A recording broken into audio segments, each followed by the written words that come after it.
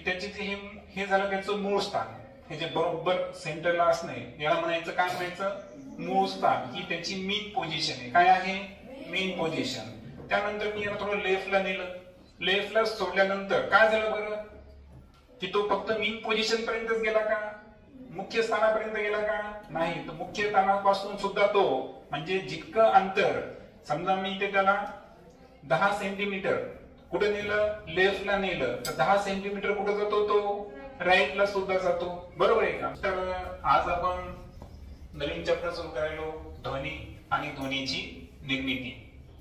आता एक तुमच्या लक्षात असेल की ध्वनीच्या निर्मितीसाठी आपण या अगोदर पाहिलेलं आहे की दोन गोष्टीची आवश्यकता असते, एक वस्तूचे कंपन आणि दुसरा आहे माध्यम. सो ध्वनी जो आहे त्याला जर प्रोड्यूस करायचा असेल तर ज्या दोन इसेन्शियल गोष्टी आहेत, पहिला आहे माध्यम, जसं की हवा एक माध्यम आहे. ओके, माध्यमाला आपण इंग्रजीमध्ये काय म्हणू मीडियम. ओके, आता जी निर्वात प्रक्रिया आहे व्हॅक्यूम, त्यामध्ये साऊंड प्रोड्यूस होऊ शकतो का नाही. साऊंड त्या ठिकाणी ट्रॅव्हल करत नाही. आणि का करत नाही, कारण त्या ठिकाणी काय नसतं माध्यम नसतं. चंद्रावर आपण बोलू शकत नाही, पण सध्या जे तुम्ही मला ऐकू शकता त्याच्या मागचं कारण जर पाहिलं आपण तर आपल्या आजूबाजूला ध्वनीचं वहन करण्यासाठी काय आहे माध्यम. ओके, मीडियम हे नेसेसरी असतं. आणि या अगोदर तुम्ही शिकलेलं आहे की ध्वनीचा जो वेग आहे हा सर्वात जास्त कशामध्ये असतो स्थायू सॉलिड मध्ये असतो, आणि सर्वात कमी कशामध्ये असतो वायूमध्ये. ओके, तर हे झालं मीडियम संदर्भात. दुसरं जर पाहिलं आपण तर जे वस्तूचं कंपन आहे, कंपनाला काय म्हणू आपण व्हायब्रेशन. तर वस्तूचं जेव्हा कंपन होईल तेव्हा त्या ठिकाणी काय होतो साऊंड प्रोड्यूस होतो.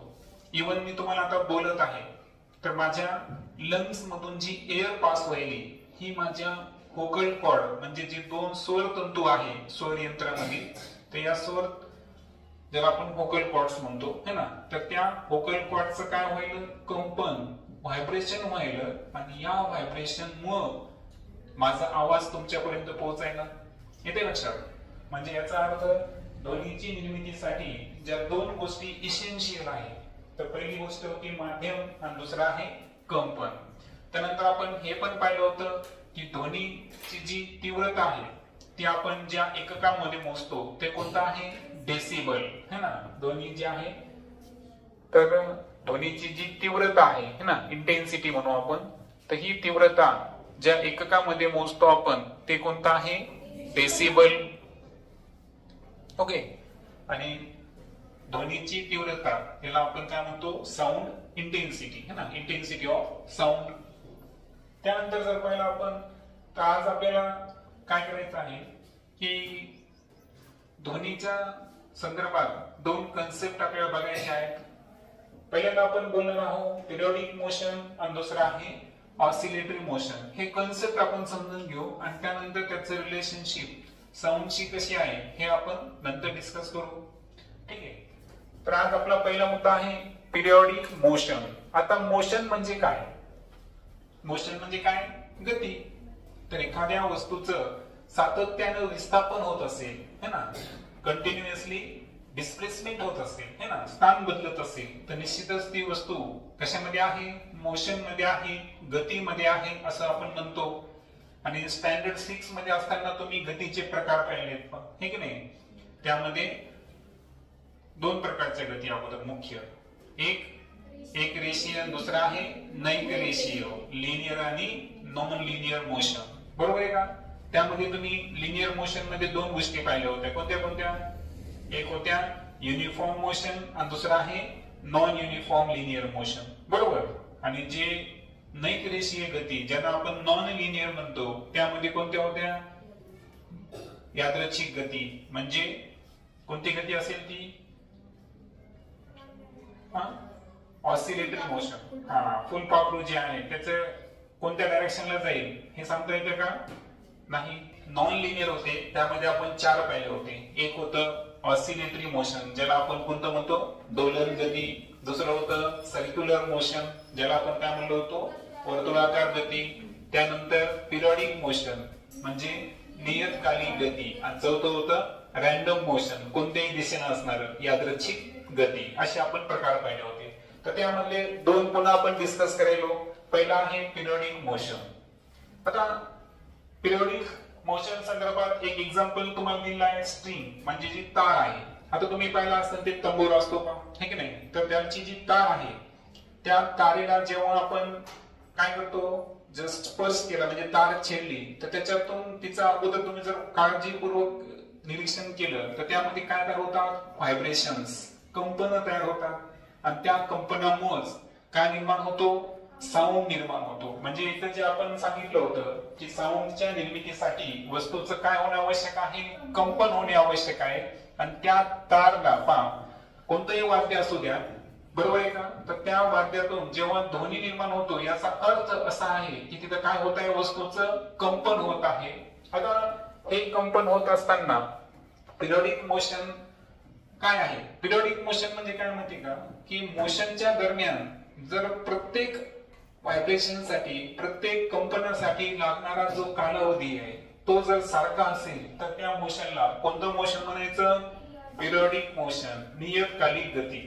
त्याचा आपली अर्थ आहे ही सनच्या सराउंडिंग मध्ये एक फेरी पूर्ण करण्यासाठी 365 डेज आणि 6 आवर्स, 365 दिवस आणि 6 तास लागतात. तर डेफिनेटली हे जे मोशन आहे हे कोणतं आहे, पिरियडिक मोशन. तसंच जेव्हा एखादी स्ट्रिंग आहे त्या स्ट्रिंग मध्ये जेव्हा आपण व्हायब्रेशन्स तयार करतो ना, तर त्या ठिकाणी प्रत्येक ऑसिलेशन साठी, प्रत्येक व्हायब्रेशन साठी लागणारा जो कालावधी आहे तो कसा असतो, सारखा असतो. आणि त्या कालावधीला काय म्हणायचं, पिरियडिक मोशन. मग पिरियडिक मोशन ला जर आपल्याला डिफाइन करायचं असेल तर motion of a particle in which the time interval is the same. Okay, म्हणजे प्रत्येक वेळेस लागणारा कालावधी जर सारखा असेल तर निश्चितच त्या मोशनला आपण कोणतं मोशन म्हणू, पिरियडिक मोशन म्हणू. आणि पिरियडिक मोशन हे आपल्याला कशामध्ये दिसून येईल, स्ट्रिंग म्हणजे तारे संदर्भात दिसून येईल. त्यानंतर आहे ऑसिलेटरी मोशन. ऑसिलेटरी मोशनला काय म्हणतो आपण, दोलन गती. आता ही दोलन गतीचं एक्झाम्पल जर पाहिलं आपण, पहा आता तुम्हाला आठवत असेल की स्टँडर्ड 6 मध्ये आपण झोपाळ्याचं एक्झाम्पल दिलं होतं, हे की नाही, की अगोदर झोपाळा काय होतो, पुढे जातो आणि नंतर मागे येतो, बरोबर आहे का, बॅक अँड फोर्थ अशी ती मुवमेंट असते. आता मग हे जे पुढे जाणे आणि मागे येणे हे जी झोपाळ्याची हालचाल होती तर ही कोणत्या प्रकारचं आहे, ऑसिलेटरी मोशन आहे. त्यानंतर जे रबर बँड आहे है ना, तर रबर बँड ताणल्यानंतर त्याच्यामध्ये काय निर्माण होतात, कंपनी निर्माण होतात, बरोबर आहे का. तर रबर बँड मध्ये जे मोशन आहे तर कोणत्या पद्धतीचं आहे, ऑसिलेटरी टाइपचं मोशन आहे. आणि दुसरं जर पाहिलं आपण पेंडुलम, तर लंबक जे आहे है की नाही, तर या लंबका संदर्भातही जर पाहिलं आपण तर लंबका संदर्भात कोणतं मोशन असतं त्या वस्तूमध्ये, ऑसिलेटरी मोशन म्हणजे कोणतं असतं, दोलन गती. ओके, आता इथे तुमच्या समोर आता मी इथे लंबक दाखवत आहे तुम्हाला. ओके, आता पहा यामध्ये जर आपण पाहिलं, आता जर मी या लंबका संदर्भात जे मोशन मला बघायचं आहे तर पहा याची जेव्हा आपण हालचाल करू तर हे काय होतं, जितके पुढे तितके काय होईल, हे मागे जात आहे. ओके, म्हणजे याचा अर्थ बॅक अँड फ्रोथ, पुढे आणि मागे हे जे त्यांचं मोशन चालू आहे त्या मोशनला आपण काय म्हणायचं, दोलन. काय म्हणायचं, दोलन. त्याला इंग्रजीमध्ये म्हणायचं ऑसिलेशन, बरोबर आहे का. हा स्वतः काय झाला, एक दोलक झाला. त्याच्यामध्ये हे जे ऑसिलेशन्स तयार व्हायले त्यांना काय म्हणायचं आपण, दोलन. काय म्हणायचं, दोलन. आणि दोलन संदर्भात असणारी जी गती आहे त्याला काय म्हणायचं, ऑसिलेटरी मोशन. आता हे जे ऑसिलेटरी मोशन आहे हे आपल्याला आणखीन एका ठिकाणी पाहायला मिळेल, तो पाहायला मिळेल आपल्याला रबराच्या संदर्भात. ओके, हा जो रबर बँड आहे किंवा हा आहे. आता रबराचं एक वैशिष्ट्य आहे पहा, आता मी जर याला ओढलं आणि याच्यामध्ये जर आता मी काय तयार करू शकतो, बरं याला काय तयार करू शकतो, जर भार ताणलं तर पहा येते लक्षात, याच्यामध्ये काय तयार होतात, व्हायब्रेशन्स तयार होतात, ऑसिलेशन्स तयार होतात. म्हणून रबर बँड जेव्हा आपण ताणला त्यामध्ये कोणतं मोशन क्रिएट झालं? Oscillatory motion. म्हणजे कोणती गती आली त्याच्यामध्ये? दोलन गती आली. ओके, तर हे रबर बँड संदर्भात सुद्धा आहे. आता पुढे आपल्याला एक कन्सेप्ट बघायची आहे. ओके, आता ही कन्सेप्ट बघण्याच्या अगोदर एक ऍक्टिव्हिटी आपण करू. ओके, तर ते आहे आयाम. अँप्लिट्यूड काय आहे ते आता आपल्याला शिकायचं आहे. आता एक यामध्ये काय करतो की दोन गोलनला मी धरून ठेवतो या ठिकाणी. ओके, आता तुमच्या समोर किती आहे? फक्त एकच या ठिकाणी पेंडुलम आहे. आता मी त्याला काय केलं की त्याचे जे हे झालं त्याचं मूळ स्थान, हे जे बरोबर सेंटरला असणे याला म्हणायचं काय? म्हणायचं मूळ स्थान. ही त्याची मीन पोझिशन आहे. काय आहे? मीन पोझिशन. त्यानंतर मी याला थोडं लेफ्टला नेलं. लेफ्टला सोडल्यानंतर काय झालं बरं की तो फक्त मीन पोझिशन पर्यंतच गेला का? मुख्य स्थानापर्यंत गेला का? नाही. तर मुख्य स्थानापासून सुद्धा तो म्हणजे जितकं अंतर, समजा मी ते त्याला 10 सेंटीमीटर कुठे नेलं? लेफ्टला नेलं, तर 10 सेंटीमीटर कुठे जातो तो? राईटला सुद्धा जातो. बरोबर आहे का? म्हणजे ओव्हरऑल जर पाहिलं आपण तर पहा या ऍक्टिव्हिटी मध्ये झालं काय की सपोज हा आपला पेंडुलम आहे. बरोबर आहे का? तर मी त्याला काय केलं माहितीये का की सपोज मी त्याला, ही त्याची मीन पोझिशन आहे. ती कोणती आहे? ओ. ओला कोणती पोझिशन म्हणलं मी? त्याचं मीन पोझिशन. मीन पोझिशन म्हणजे काय? मुख्य स्थान. मीन पोझिशन म्हणजे काय? मुख्य स्थान. आता मुख्य स्थानापासून जेव्हा मी त्याला रिलीज केलं तर तो फक्त मीन पोझिशनवर थांबला का? बघा, मीन पोझिशनला तुम्ही कन्फ्युज होता पूर्ण. म्हटलंच मी काय करतो, मीन पोझिशनला दुसरं नाव घेऊ आपण. सपोज ही मीन पोझिशन आहे ए. कोणती आहे? ए. नंतर मी त्याला कोणत्या पॉइंटला नेलं?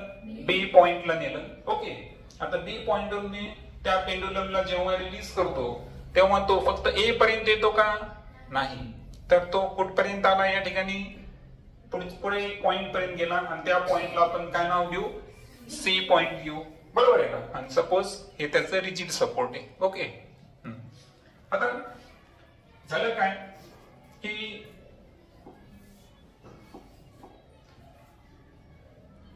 जेव्हा आपण त्याला इथे रिलीज केलं बी पोझिशन पासून, तर तो ए वर न थांबता तो कुठपर्यंत गेला? सी पर्यंत गेला. मग आता एक लक्षात घ्या की वस्तूच्या कंपना दरम्यान, ऑसिलेशन दरम्यान मूळ स्थानापासून बी पर्यंत म्हणा किंवा सी पर्यंत जे जास्तीत जास्त विस्थापन होतं त्या विस्थापनाला काय म्हणायचं? त्या वस्तूचा आयाम. त्याला इंग्रजीमध्ये काय म्हणायचं? अँप्लिट्यूड. येते लक्षात? म्हणजे साधं एक्झाम्पल जर पाहिलं आपण, लक्षात घ्या. आता हा रबर आहे. रबर मी जेव्हा ताणलो, व्हायब्रेशन करताना तो मूळ जागेवर आहे का? बरं, काय करला तो? व्हायब्रेशन दरम्यान थोडासा मागे, थोडासा काय व्हायला? पुढे चालला. म्हणजे त्याची जो मुख्य स्थान आहे त्यापासून तो दूर जाण्याचा प्रयत्न करतो. आणि हे दूर जाताना काय होतं बरं? ऑसिलेशनच्या दरम्यान ते हळूहळू ते अंतर काय होत जातं? कमी कमी होत जातं. काय होत जातं? कमी कमी होत जातं. परंतु आपल्याला कोणतं अंतर विचारात घ्यायचं? जास्तीत जास्त तो किती अंतरापर्यंत जातो? कोणतं अंतर विचार घ्यायचं आपल्याला? जास्तीत जास्त कोणत्या अंतरापर्यंत जातो? म्हणजे जे महत्तम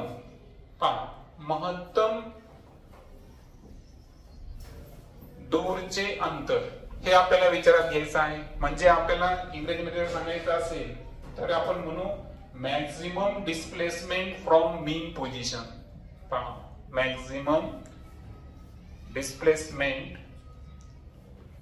फ्रॉम मीन पोझिशन म्हणजे त्याचं जे मुख्य स्थान आहे त्या मुख्य स्थानापासून एखाद्या पदार्थाचं होणारं महत्तम विस्थापन. ओके, सो म्हटलं तर मी पूर्ण शब्दामध्ये लिहितो.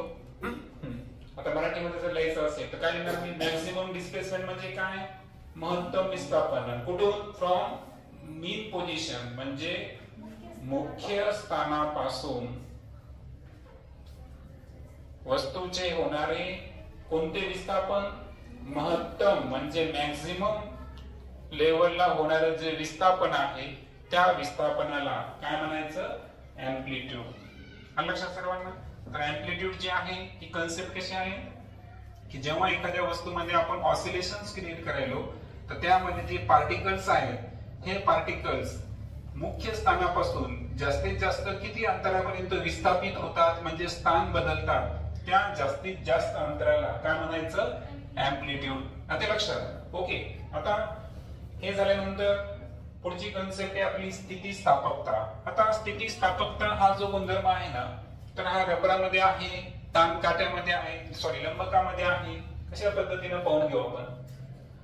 स्थितीस्थापकताला इंग्रजीमध्ये म्हणायचं इलॅस्टिसिटी। काय म्हणायचं, इलॅस्टिसिटी। आता पदार्थावरील ताण किंवा दाब काढून घेतल्यास मूळ स्थितीत तो परत येणे, या गुणधर्माला काय म्हणायचं, स्थितीस्थापकता। पहा, आता हा रबर आहे, या रबराला मी ताणलं म्हणजे याच्यावर मी काय अप्लाय केला, प्रेशर, ताण, टेन्शन क्रिएट केलं, आणि हे टेन्शन जर मी रिमूव्ह केलो तर रबर काय व्हायला, त्याच्या मूळ अवस्थेत काय येतो, परत येतो। मग पदार्थ जर त्यांच्या मूळ अवस्थेत परत येणे, याचा जो स्वतःचा नैसर्गिक गुणधर्म आहे, त्या गुणधर्माला काय म्हणायचं, स्थितीस्थापकता। क्लिअर।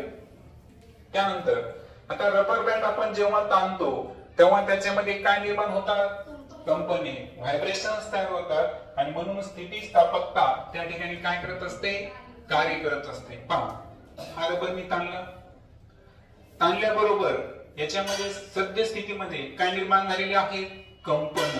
काय निर्माण झालेले आहेत, कंपन निर्माण झालेले आहेत, आणि ह्या कंपनामुळे जर मी हा ताण काढून घेतला तर हा रबर काय व्हायला, त्याच्या मूळ अवस्थेमध्ये काय येतो आहे, परत येत आहे। म्हणून सांगितलं की ताण, रबराचे बँड ताणण्यामध्ये स्थितीस्थापकता गुणधर्म कसा आहे, कारण त्याच्यामध्ये काय निर्माण व्हायले, कंपन आहे, आणि त्यामुळे त्या अवस्थेमध्ये त्याच्यामध्ये कोणतं गुणधर्म कार्य करतो, स्थितीस्थापकता।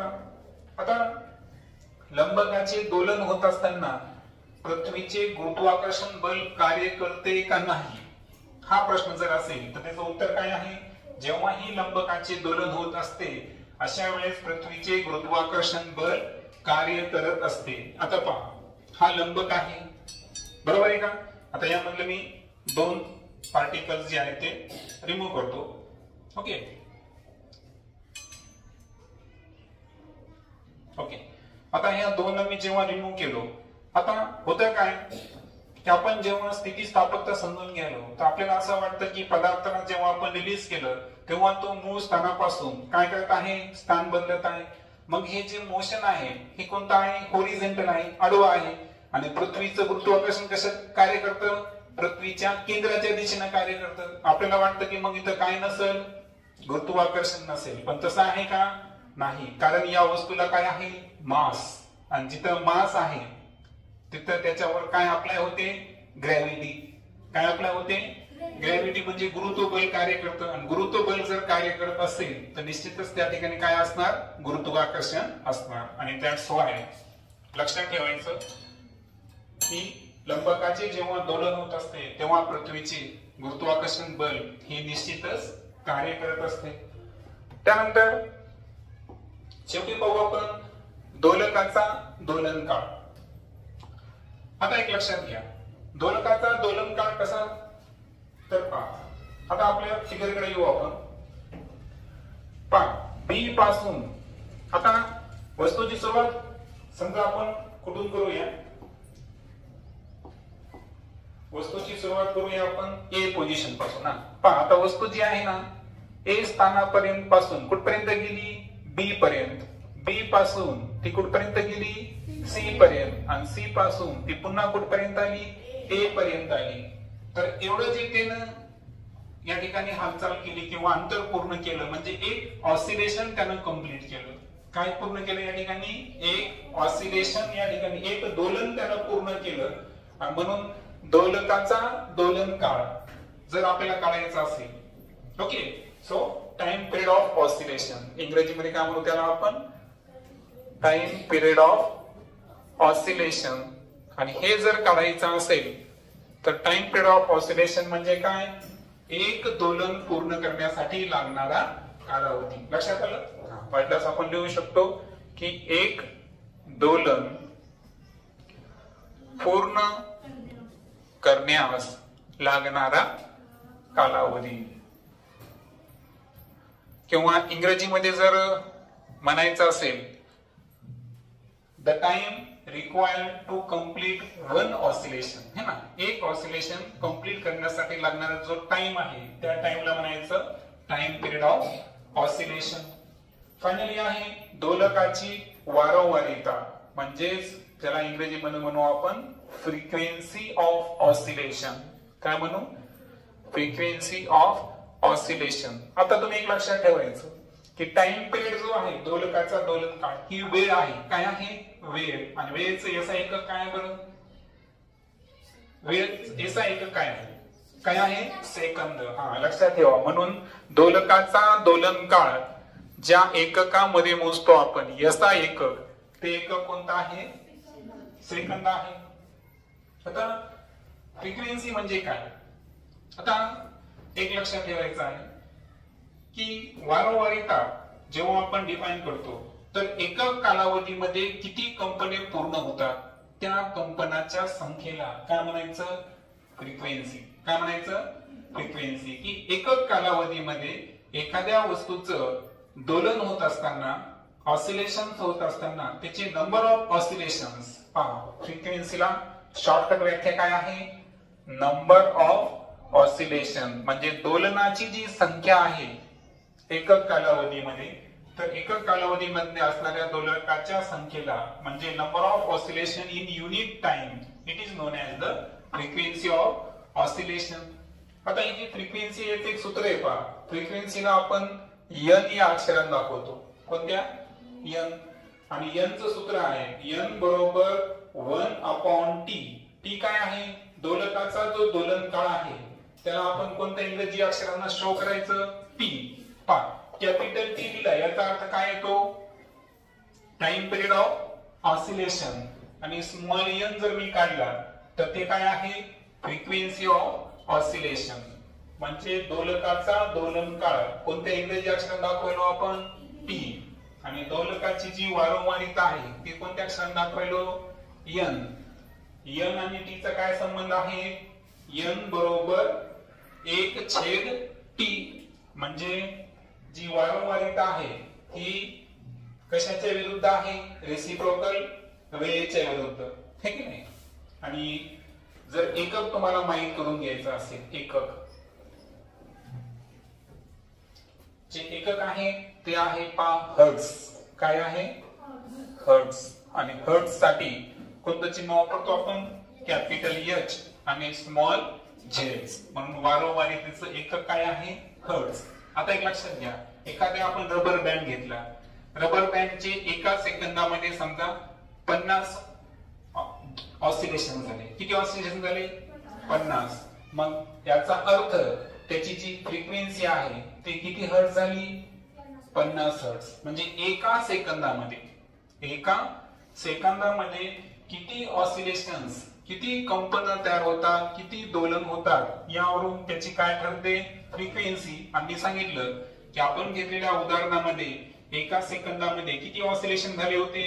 50. म्हणून त्या ऑसिलेशनची जी फ्रिक्वेन्सी आहे ती किती आली? 50 हर्ट्झ. जर एका सेकंदात 100 झाले असते तर किती आलं असतं? 100 हर्ट्झ हे काय राहिली असती?